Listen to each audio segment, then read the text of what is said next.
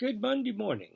Bill Loveridge here on February 8th, 2021, with the Community Church of Loyalton's daily devotion.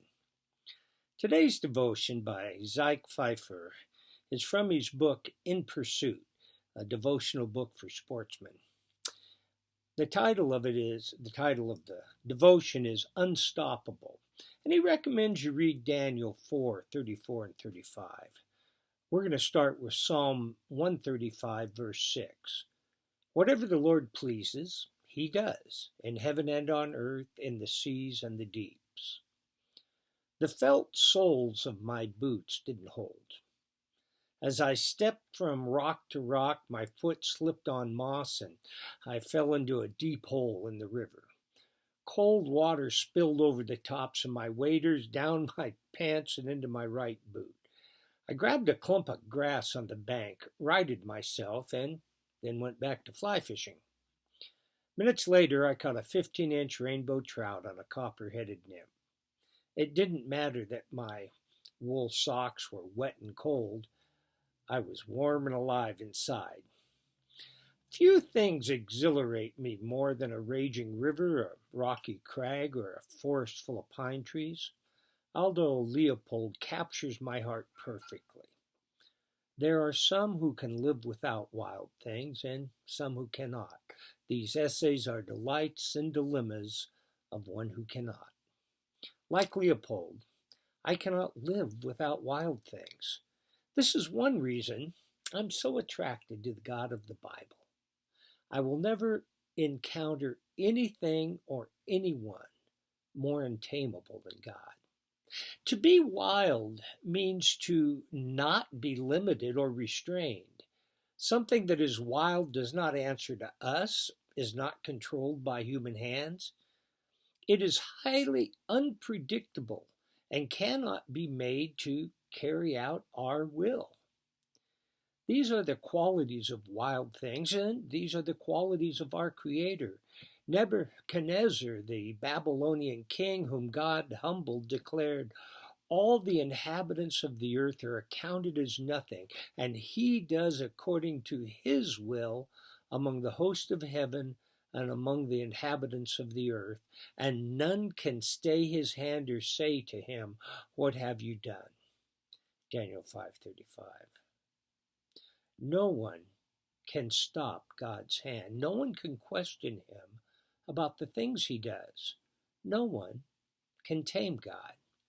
But that doesn't seem to stop us from trying. Sermons are preached and books are written that attempt to reduce God to a formula. We try to make God predictable, suggesting that he will respond to us in certain ways when we carry out certain behaviors.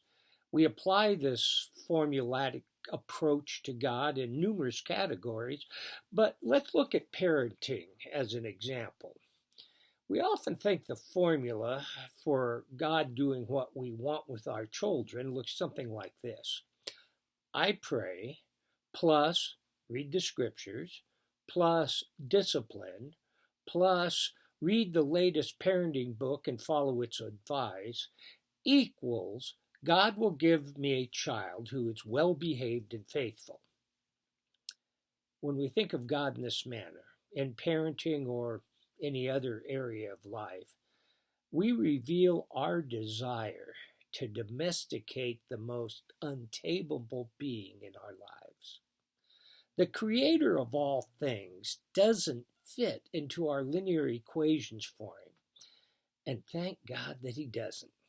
His powerful and predictable nature ought to humble and invigorate us.